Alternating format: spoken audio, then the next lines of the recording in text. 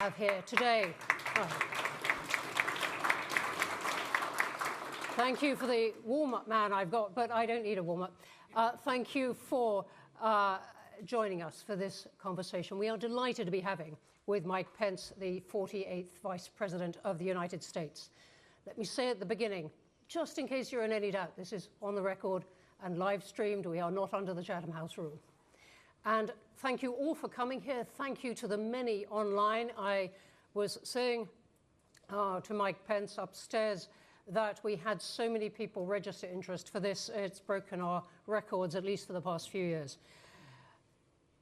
Let me give the briefest of introductions, not to cut into our time. Mike Pence, as I said, the 48th Vice President, holding that office from 2017 to 2021. In President Trump's first administration.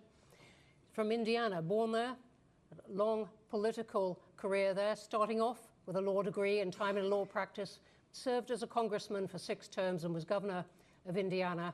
And through that, arguing for the things that he has become known for: tax cuts, fiscal responsibility, job creation, education reform, investment in infrastructure.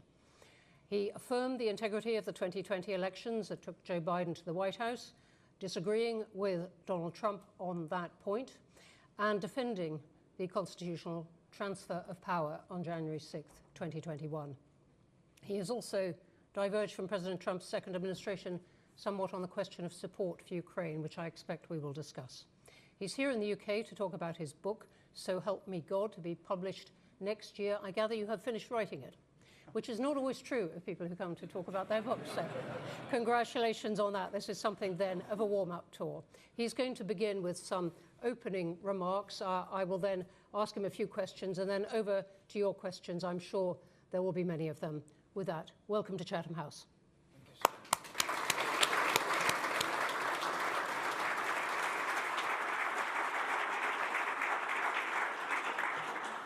Well, thank you for that introduction. You read it just the way I wrote it. But it genuinely is an honor for my wife Karen and I to be back in Great Britain. We are rounding out a week of travel that's taken us from Newcastle to the north and Oxford and Cambridge, but I was very much looking forward to the opportunity to walk in these historic halls and speak into this moment here at Chatham House, an institution that for more than a century has stood as one of the world's leading forums for thoughtful debate and principled dialogue on international affairs. Well, it wasn't in my introduction. I hail from a heartland state, but I spent more than a decade on the International Relations Committee in the House of Representatives as a governor. I traveled the world, because in Indiana we do 2 things well. We make things and we grow things and we sell them to the world. And then as Vice President of the United States, I had the privilege of representing our country in many venues with many world leaders. And so I cherish the great tradition here at the Chatham House, and I'm humbled by the invitation. Truth is, Chatham House has helped nations turn the lessons of war into the practice of peace. And in every generation, your work has reminded us that ideas shape destiny and the future of freedom. Join me in thanking the leadership here at the Chatham House for the work that you continue to do.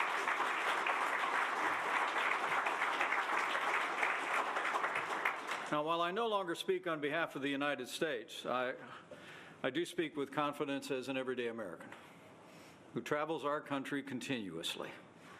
And I came here to speak with confidence on behalf of millions of Americans who cherish the enduring friendship between the United States of America and the United Kingdom. As I learned in my 20 years in public office, our bond is like no other. The special relationship, as Winston Churchill called it, was not declared by a treaty or born of convenience. It was forged in the fires of World War I and World War II. Together we faced the great trials of the last century. The eyes of the world turned to us when the hopes and prayers of liberty-loving people everywhere. We fought side by side to defeat Nazi Germany when American and British troops landed on the beaches of Normandy. In the years that followed, We stood united to vanquish communism and build alliances that anchored the world with stability. And just as America came to Britain's aid in the Second World War, I was in Washington, D.C. on September the 11th, 2001, as a new member of Congress. And I witnessed Britain come to our aid after 9/11. The only time Article 5 has ever been initiated under the NATO treaty. Thousands of British troops fought and bled besides ours in Afghanistan and in Iraq and in the global war on terror. Many never came home. As I said in my visit to the territorial military base in Newcastle last Friday, meeting with men and women in uniform, I said, during all my years in Congress, I made a point to visit our troops downrange every year for 10 years, following the launch of hostilities in Afghanistan and Iraq. And as I told those British soldiers just last week, I never visited a forward deployed base without seeing the Union Jack flying beside Old Glory. The Bible says if you owe debts, pay debts. If honor, then honor. If respect, then respect. So allow me to join voices of remembrance that gathered in this great country just last week. The American people will never forget or fail to honor your heroic fallen who came to our aid these past 20 years. Now today we also stand shoulder to shoulder in defense of Ukraine, following the brutal and unprovoked Russian invasion 3 years ago. Since the outbreak of the war, you Brits have done your part, leading the coalition of the willing, £22 billion to Ukraine's enduring fight for freedom, training 58,000 Ukrainian military personnel, and committing to maintain the peace if and when peace comes. The truth is, ours is not merely an alliance of interest or random chance. It is an alliance of ideals. We are connected by those ideals. Our country will celebrate those ideals, the 250th anniversary of the American founding. And while we were separated by war for a time, the simple truth is that it was the institutions, the traditions of democracy and the West that were born here and carried there. As Churchill also said, and the American people know, Great Britain is Greece to America's Rome, and we'll never see it otherwise. But the truth is, those ideals, those shared principles in this still young century are once again being tested. We're living in an age of rapid change and rising peril. Authoritarianism is on the march. A fallen empire labors to rise from the grave in Eastern Europe. China continues its military provocations in the Asia-Pacific. And at home, both in the United States and here in Britain, we are confronted a rising chorus of voices urging retreat from the world. On the populist right in America, some argue that we should turn inward, abandon our allies, trade leadership for isolation. They argue that America can't take care of our domestic issues while remaining leader of the free world. Well, to them, I say, anyone who thinks that America cannot solve our problems at home and be leader of the free world has a pretty small view of the greatest nation on earth. We have done both for more than 75 years, and we will continue to do more than both in the days ahead. On the progressive left in my country, we hear similar calls to withdraw from the world under the banner of pacifism, as if Beijing, Moscow, and Tehran's tyranny will be disarmed by good intentions, handshakes, and smiles. The truth is, both are deeply wrong, and both are dangerous. And both, if followed, I believe, would invite catastrophe, not just for the American people, but for the world. For weakness arouses evil. And history is not kind to nations that abandon their friends or their principles. Peace is not preserved with empty wishes and catchy slogans. Peace is preserved by strength and vigilance and sacrifice. As Margaret Thatcher once reminded this very institution, history teaches us that wars tend to break out not when there is an equal balance of military strength between potential adversaries, but rather when there is an imbalance. It's military weakness that tempts the tyrant and leads to war. The Iron Lady's words ring as true today as they did in her time, in this place. I believe when America leads, the world grows safer. When America falters, chaos advances. And the same is true for Britain, whose moral authority and clarity have long given courage to free peoples everywhere. And it goes without saying, when our NATO allies live up to their obligation to provide for our common defense, our nations and the free world are safer still. Despite the criticisms by some, our transatlantic alliance is not an artifact of the past. It's a foundation of today and a cornerstone of the future. The values we share, faith, family, freedom, democracy, and the rule of law, are not relics of a fading age. They are the very fruits of ordered liberty and the foundations of Western civilization that must be defended in an ever-turbulent world. Now, gathering here today as Karen and I prepare to return home later to pay our respects and attend the funeral of a predecessor, Vice President Dick Cheney. I'd be less than candid if I didn't acknowledge that in recent days, the special relationship between our countries has begun to feel at times like a especially difficult relationship. Now, I acknowledge that some of our president's recent actions imposing unilateral tariffs on friend and foe alike have strained relations with the UK, at least for a time. But some of the choices, I say with great respect, made in London have given ammunition to angry voices in my country that argue our allies no longer share our values and no longer deserve our trust. When British courts imprison citizens for what they say or pray or where they pray, when your government announces plans to withhold intelligence because it distrusts American actions against narco-terrorists, or when it embraces the same open border policies that are undermining sovereignty across the West, those decisions echo far beyond these shores. They're noticed across America, not just in Washington, D.C. And they are exploited by those who would say that the UK is not our friend, who would like nothing more than to see the Atlantic alliance crumble. But let me assure you, the American people know that the United Kingdom is our friend, and the United States will always be a friend to the United Kingdom. So I say as a friend, the surest way to strengthen our alliance is to live out the freedoms that made it possible.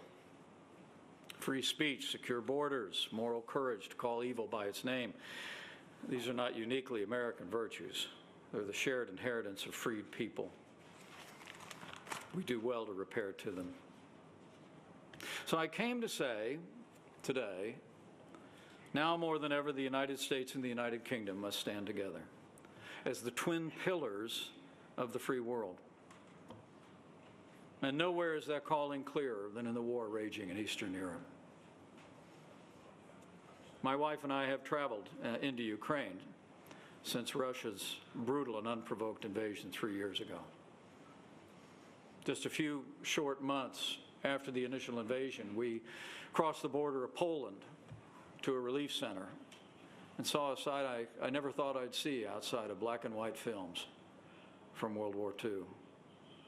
Literally throngs of women and children of every age carrying all the possessions they could on their backs into a relief center, fleeing from the onslaught of the Russian invasion. And in 2023, I traveled to the very sites just outside Kiev where Ukrainian troops turned back the initial invasion on that capital city, bravely in the woods, at great cost. I mean, Vladimir Putin's unprovoked invasion of Ukraine is the most blatant act of aggression in Europe since 1939. But it's not merely an attack on one nation. It's a very assault on the right of free people to determine their own destiny. And it's assault on the principle that we will not allow powers to redraw international lines by force. And the truth is, I have no doubt that if Vladimir Putin, who I have met and spoken to, and told things that he didn't want to hear, I have no doubt that if Vladimir Putin overruns Ukraine, it's only a matter of time before he crosses a border where our men and women in uniform will have to deal with him. Now, I want to commend the United Kingdom for its steadfast leadership, sending weapons, training troops, rallying Europe, but we must do more. Putin will not stop until he's stopped. That's why in my country, I have called on our administration and on the Congress of the United States to pass strong secondary sanctions against any nation that is propping up Russia's war machine through the purchase of its energy. Russia's war efforts is being maintained and sustained by oil money from the rest of the world, and much of it comes from nations who claim to share our values. More than $1 trillion worth of Russian oil and gas has been purchased on world markets, funding Putin's brutal war machine. The passage of strong secondary sanctions by the United States and our allies, I believe, will bring enormous economic pressure on Russia. Any nation that heats its homes with Russian oil fuels Putin's war machine. Any nation that helps Putin should share in his isolation. And in point of fact, I'm happy to report the United States has lots of oil and natural gas. And by the way, the United Kingdom has significant undeveloped reserves in the North Sea. I submit to you that it's time for America and the UK to feel freedom, like never before.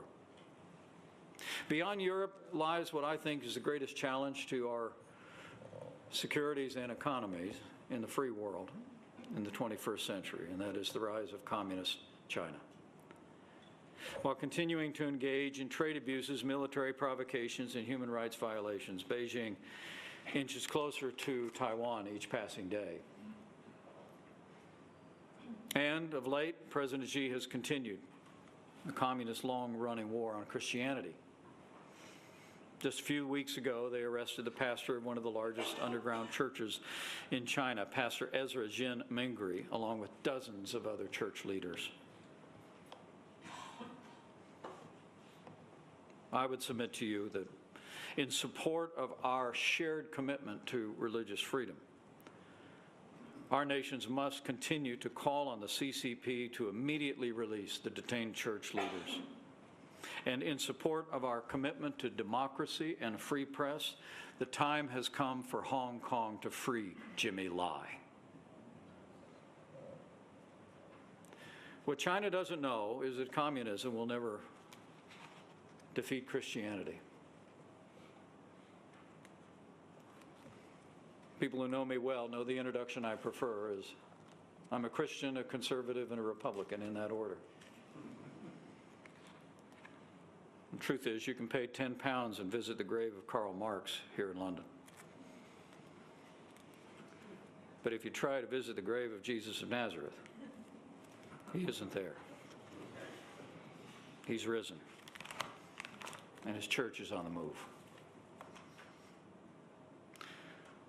Beijing makes no secret of its desire, not just to expand its influence in the Asia-Pacific, but to remake the world in its own image. More totalitarian, less prosperous, more antagonistic, less concerned with human rights, in a world in which we're all less free. Xi Jinping, who I've also met and spoken with, believes history is bending in China's favor, that the West is decadent, divided, too exhausted to defend our interests. And sadly, America's rising isolationists agree. But I say with confidence, President Xi is wrong. And together we will meet China's challenge with unity, defending freedom, navigation in the Pacific, standing with free people of Taiwan, securing our critical supply lines, and ensuring the technologies of tomorrow are shaped by liberty, not by tyranny.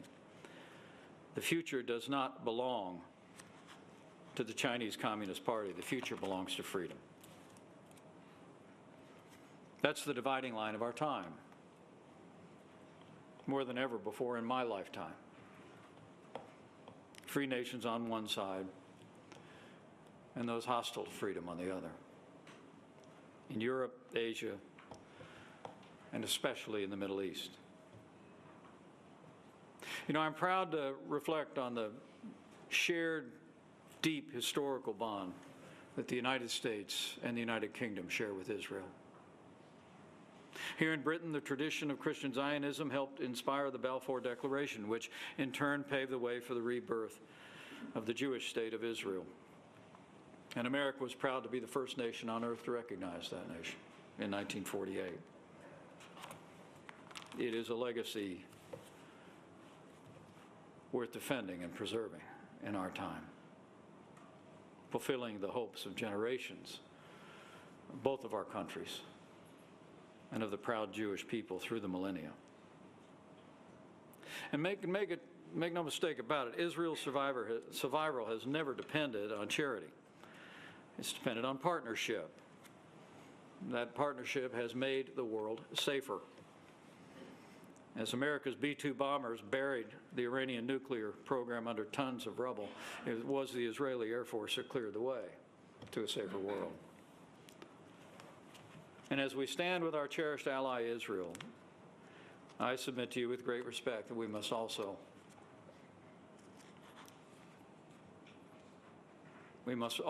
with renewed vigilance, confront a growing evil that has reemerged in the West.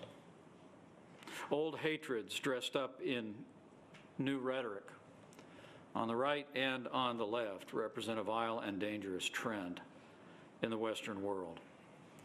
And whether it is whispered in the back rooms or shouted on social media, anti-Semitism has no place in a free society anywhere in the world and must be universally condemned. So those then are our challenges, and I look forward to our conversation and your impressions. And I know there are some who say that America is weary and losing interest in the world. That we've lost our appetite for leadership, but that's not the America I know. Outside of social media echo chambers, I can assure you the American people still believe in the ideals of our founding and still embrace America's unique role as leader of the free world. The Ronald Reagan Presidential Library in 2024 did a national survey, found that 57% of Americans, a record high, believed, quote, the U.S. should be more engaged and take the lead in international affairs. Even a majority of those who identified themselves as MAGA Republicans embraced that principle, and I believe they still do. The American people are rejecting the siren song of populism, and I believe they always will. Because America's core character does not change. With one leader, one season in our history, our nation has weathered populists and progressives, isolationists and realists, every shade in between. I mean, our country may get off message from time to time, but America will always be defined not so much by our government as by the enduring and indomitable spirit of the American people. A belief in freedom, free markets, and government of, by, and for the people. So as I close, let me say to all who are gathered here, straight from the heart, that don't give up on these principles. or the important relationship between our two free nations. On the alliances that make us strong. Don't give in to pessimism. Don't lose faith in your countrymen, and never, never doubt the goodness, decency, resolve of the American people. And I know with God's help, America will continue to lead the free world. And as the United Kingdom and our allies stand with us, we will stand firm for freedom against this rising tide of tyranny and aggression, and we will forge a future of liberty, security, and prosperity for all mankind. So help us God.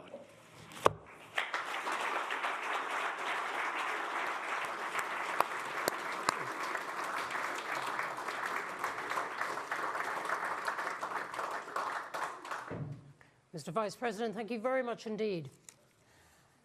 With those final remarks about America's core character does not change, you've taken us right to the heart of one of the questions the world is asking about whether the United States has indeed changed.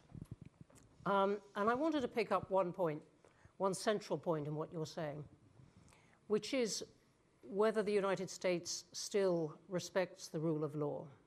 I'm thinking of, among many other things, of the remarks that President Trump made about perhaps taking over Canada or Greenland, or some of the things which he has said in the context of Ukraine, which seem to allow President Putin a degree of success or reward for what, as you say, is a hostile invasion of another country. So does the United States still respect the rule of law? What can you say to other countries looking at this? Well, gee, look at the time. You know, yes or no will do. Well, I'd say emphatically yes. The people of the United States of America and our leaders not only respect the rule of law, but cherish it, cherish freedom. You know, I'm very proud of the record of the Trump-Pence administration. It didn't end the way I wanted it to, but I'll always believe, by God's grace, I did my duty that day in January of 2021 to see to the peaceful transfer of power.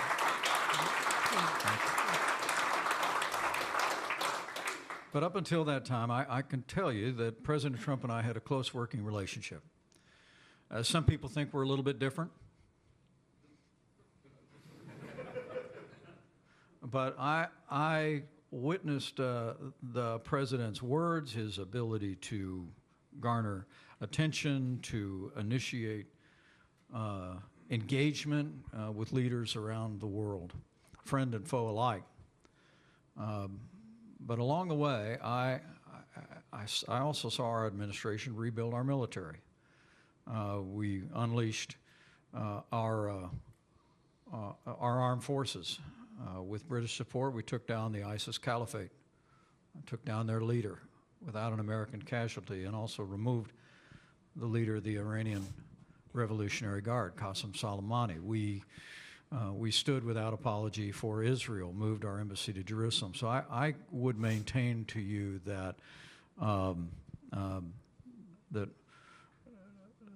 that even as the president's rhetorical style can get the attention of the world, like very few leaders I've ever known, that watching what America did in our years, watching where the administration has gotten to after some stops and starts with Ukraine, should give evidence of the fact of what the expectation of the American people is, what the expectation of our leadership is in Washington, D.C. I think we're going to continue to be a nation standing for freedom. And President Trump will not change in the way he speaks. But I believe in my heart of hearts that America is going to stay on that strong course of leader of the free world. The issues, one last thought. There's a lot of talk about isolationism. I brought it up today. The president I serve with is not an isolationist. In fact, he has a bias for leadership. He has a bias for being in front of the debate.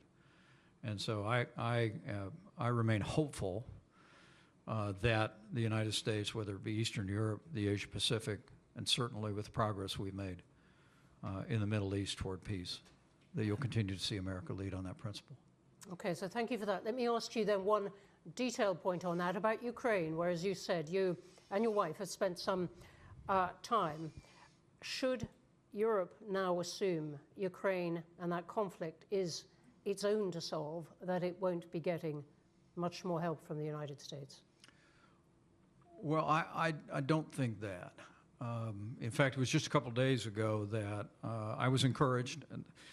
In a piece in the Wall Street Journal last summer, I reflected on my time as vice president when we negotiated a ceasefire with President Erdogan as his troops surged into Syria. And we were able to accomplish that in large part, which you can read about in the essay, because we made it clear that we were going to impose, President Trump was going to impose punitive sanctions on members of Erdogan's government the next morning if they didn't give the opportunity for our Kurdish allies to evacuate from the northern border of Syria.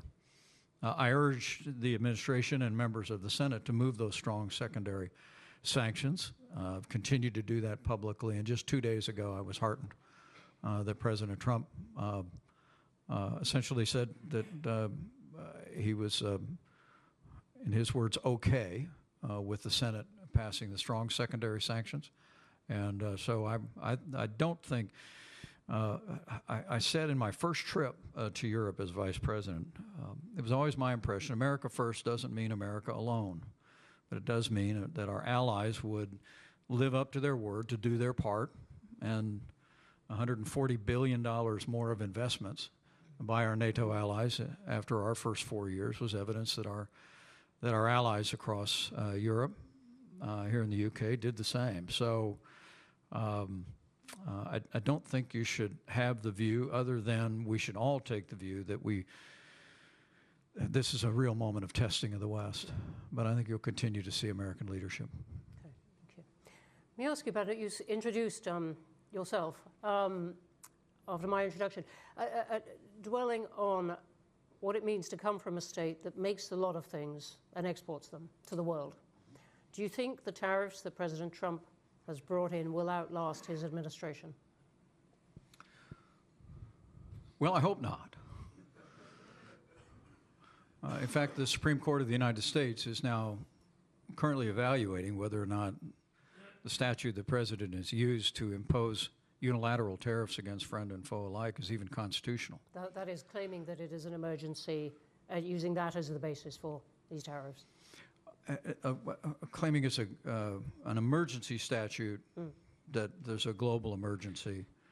But under our Constitution, Article 1, Section 8, it provides that taxes and tariffs, which were called imposts back in the day, can only be enacted by the Congress. This small foundation that I started a few years ago in Washington, D.C. has filed briefs, one of which was cited in the Court of Appeals case, that we don't believe the president's use of that statute is consistent with the Constitution. And my hope is that a majority of the Supreme Court will conclude the same. I mean, the simple truth is that at the American founding, taxes on tea were kind of an issue. Those were tariffs. And so by the time they got around to that second draft of an American government in 1787 that we call the Constitution of the United States, the one thing they wanted to make clear was that no one person could impose import tariffs and taxes on the American people, that it would be done by the elected representatives of the American people. I'm hopeful that our Supreme Court will draw the same conclusion. Because as we've argued, and as people in the UK understand, whether it's your tariffs here on our goods coming in, or our tariffs on exports from the UK to the United States, I've made it clear that with the exception of maybe a small impact at the margin, that American businesses and American consumers pay American tariffs. And I think the concession by our administration just in the last few days that they were lifting tariffs on coffee and beef to lower prices at the grocery store kind of made my point. So I think the American people are sensing this. I think we're seeing inflation. We're seeing impacts in our economy, and my hope is that whether it's the Supreme Court or whether the administration continues to tack and adjust, that we will return to using tariffs the way we did in our administration, which was we used tariffs and the threat of tariffs to negotiate down tariffs and trade barriers and non-tariff subsidies.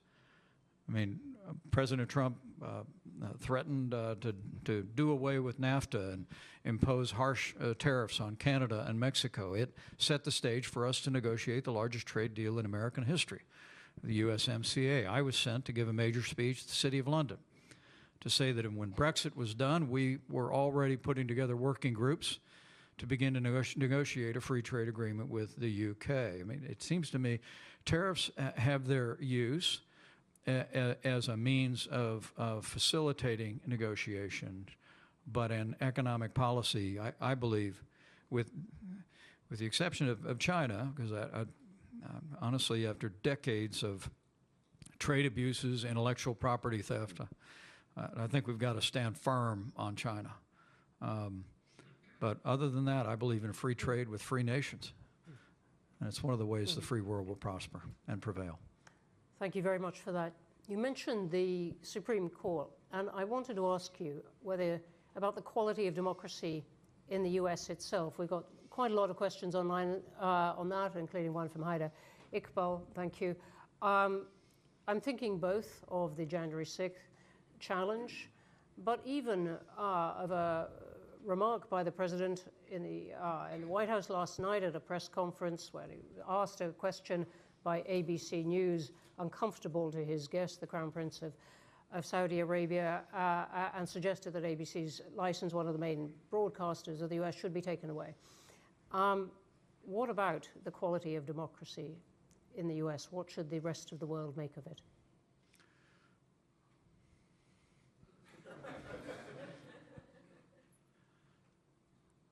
I'm very confident about American democracy. The American people cherish our representative government. They cherish, and I believe you'll see celebrations next year all across the country in big cities and small towns, remembering the signing of a Declaration of Independence, the ideals enshrined there. And my confidence really comes from having not only served in the Congress and as a governor and as vice president, traveled across our country continuously, but Karen and I, after we left the White House, we moved home to Indiana. We bought 5 acres and a pond, a riding mower, pickup truck. So we spent a lot of time traveling around the country, as well as just living in the heartland.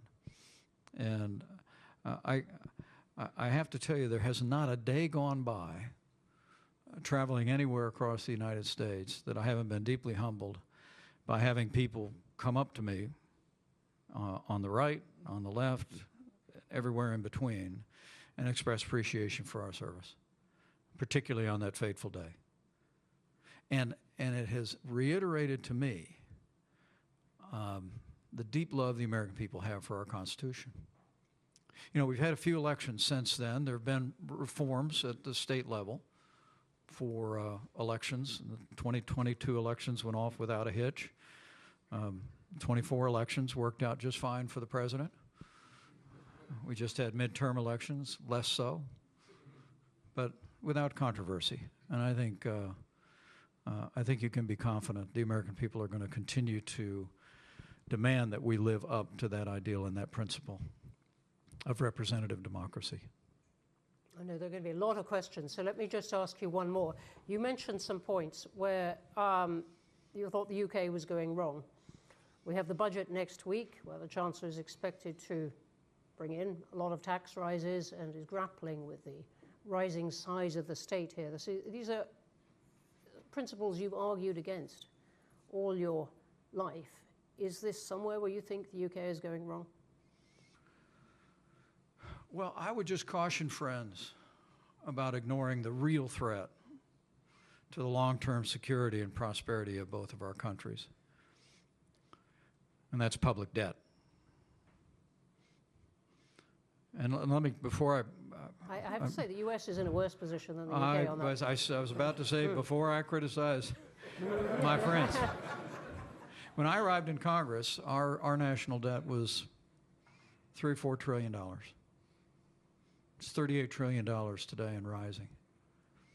When I ran for president back in 2023, not so where you'd notice.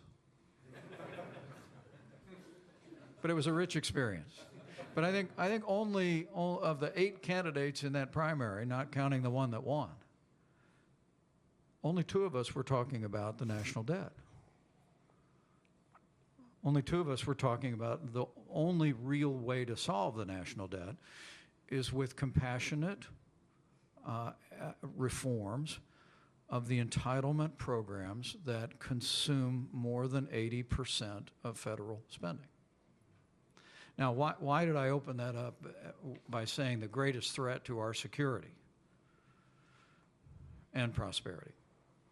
And the reason is, I think it was back in 2005, the chairman of the Joint Chiefs of Staff was testifying before a committee I served on in Congress, and he was asked, what's the greatest threat to America's national security? And then, 20 years ago, he said, the national debt. 2 years ago was the first time in American history that we spent more money on interest on our national debt than we did on our national defense.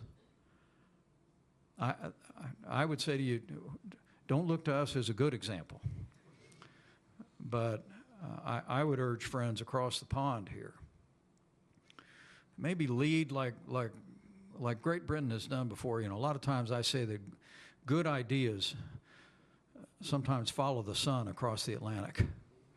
And I'm not just talking about the Beatles.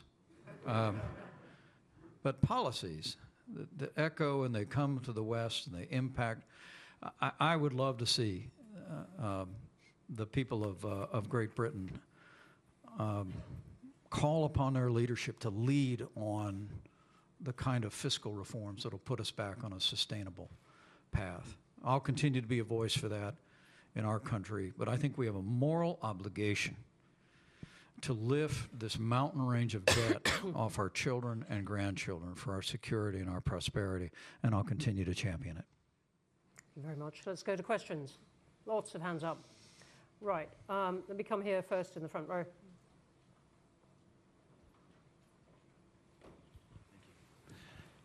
Mr. Vice President, could you elucidate... Could you say who you are? Oh, I beg your pardon. Sam Kiley from The Independent. Mr. Vice President, could you elucidate a little bit more on the perception we certainly have here in the United Kingdom and Europe that internal democracy in the United States really is under threat? There's been attacks on the judiciary, the media, the Pentagon, the armed forces have been eviscerated of potential critics. And certainly as I come from the African continent, the kind of incipient coup is pretty obvious to some of us.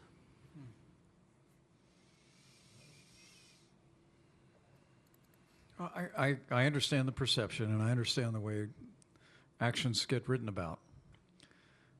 But I just speak with confidence about the expectations of the American people. And the American people cherish our democracy. They cherish our republic. And I actually believe, you know, I've said many times, January 6th was a day of tragedy. But thanks to the heroes in uniform, the riot was quelled. And you witnessed Republican and Democrat members of the House and Senate reconvene the very same day to complete our work under the Constitution.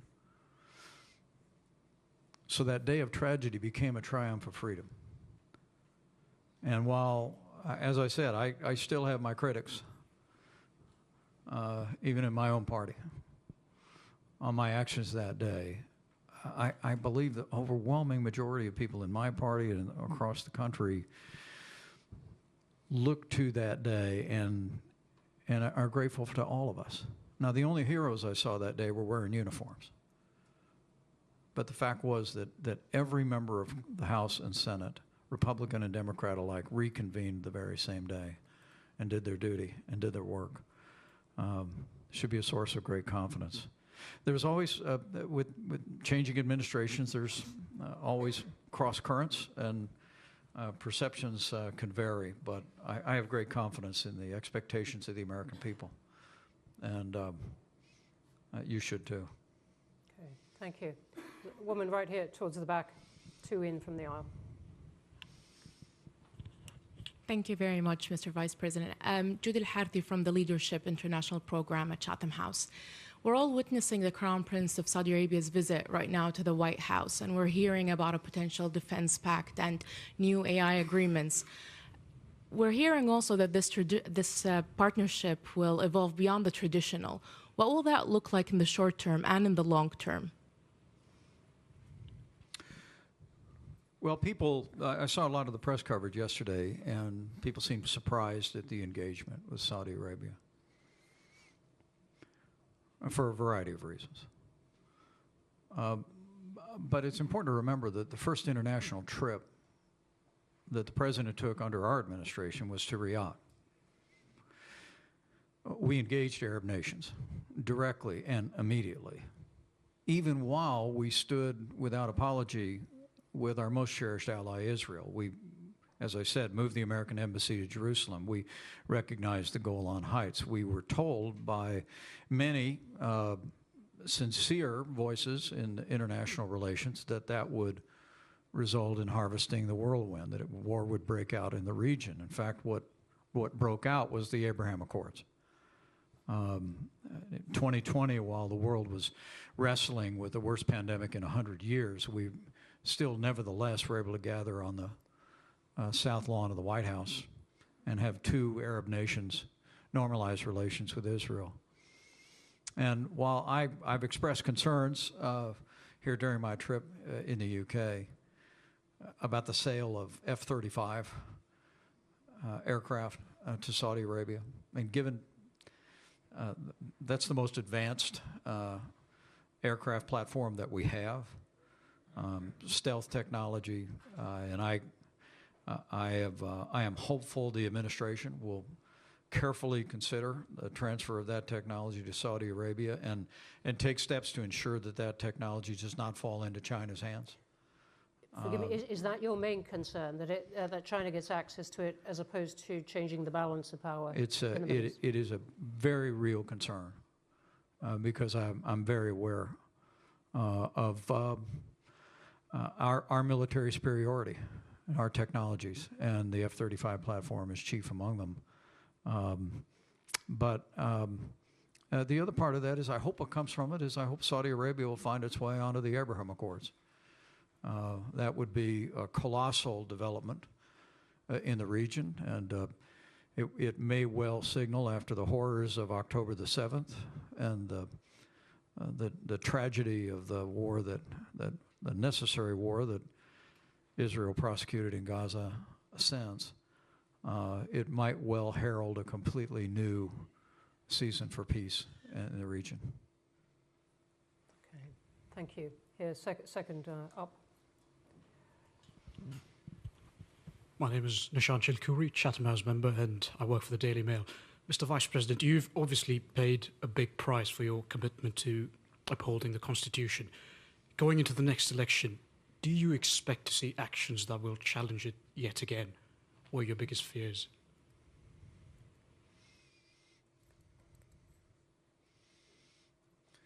Well, let me say I don't know about paying a price.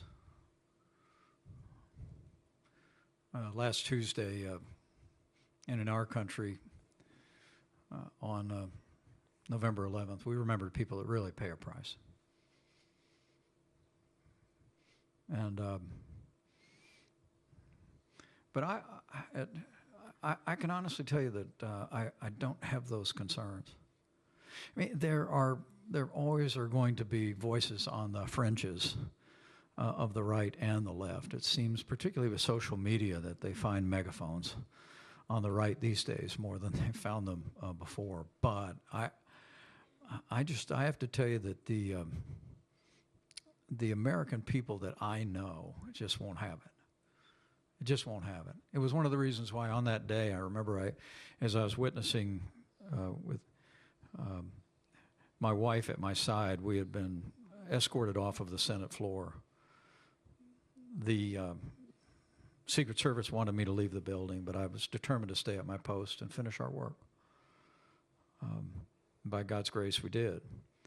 But I remember looking at that small television set, seeing people smashing windows and assaulting police officers, and I just found myself thinking, not this, not here, not in America. And particularly not the people of our movement. I will maintain to you that the people that engaged in violence and vandalism on that day did not represent even much more than a fraction of the people of our movement, people that I was among for 20 years and 4.5 years as a candidate and as a vice president. Those people love our institutions.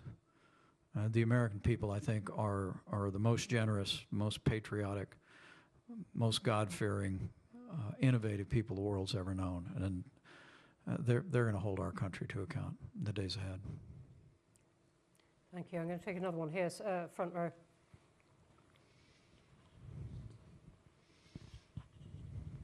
Jonathan Rugman from Channel 4.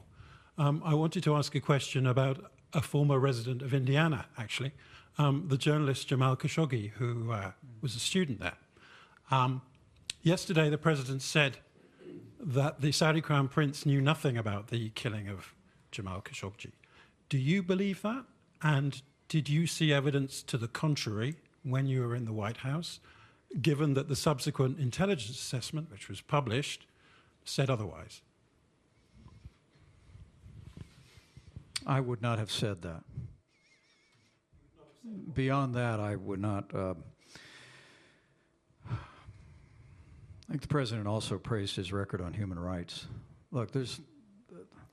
Just to be clear, you would not have said that the Crown Prince knew nothing about it. Well, I really can't speak to intelligence that I was exposed to. Well, President Biden published the assessment. But what I can tell you is that I would not have made that statement. And I think part of foreign policy, you've talked about it here for 100 years at Chatham House, you got to take the world that you find. And you got to make relationships with sovereigns as you find them. And so I do think the relationship with Saudi Arabia is one that we need to find a way forward on. But I think it's very important that we never cast aside. We never cast aside our deep commitment to freedom, to the freedom of the press, to and I can tell you, I just simply I would have had I been given the opportunity to be sitting in that right-hand chair in front of the fireplace, that meeting would have gone a little different.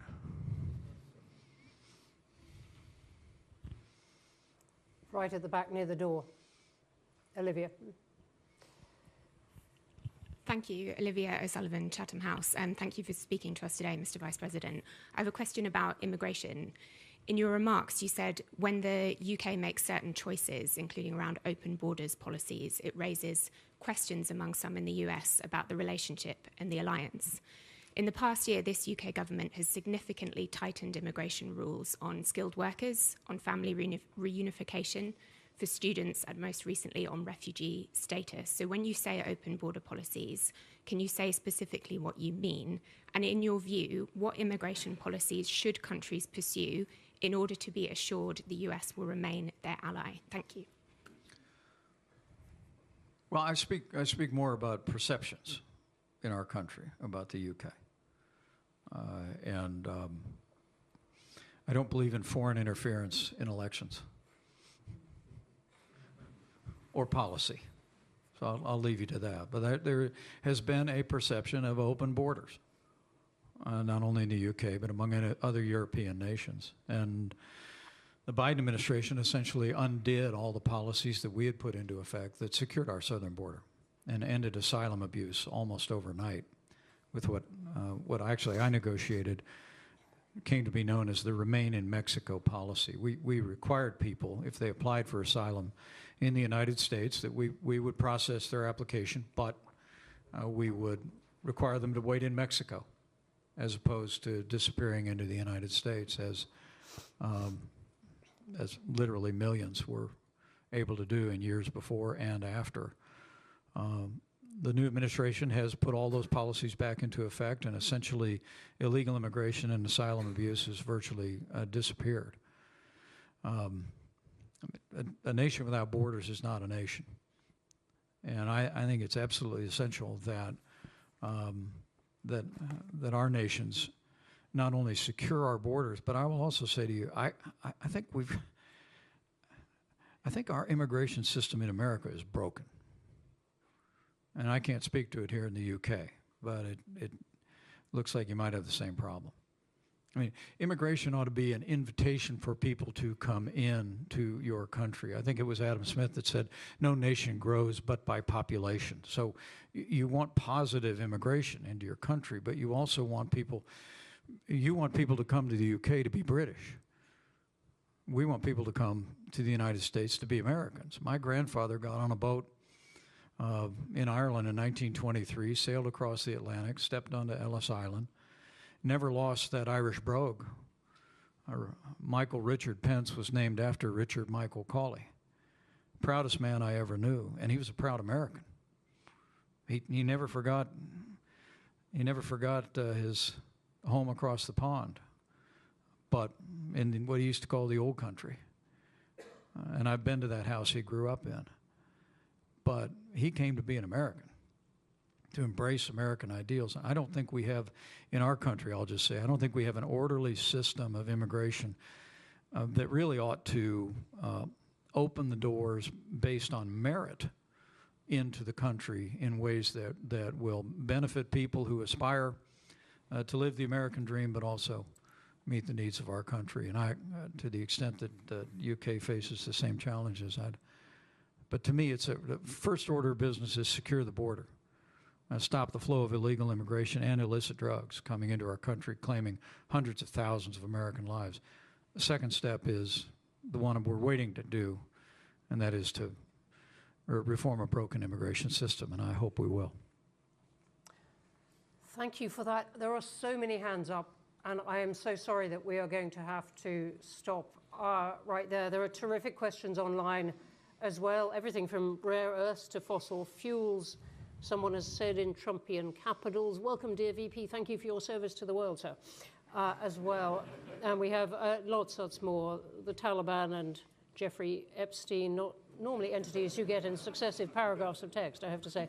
There are so many questions, and we could do justice to only a few of them, but I wonder if you could join me in thanking Mike Pence.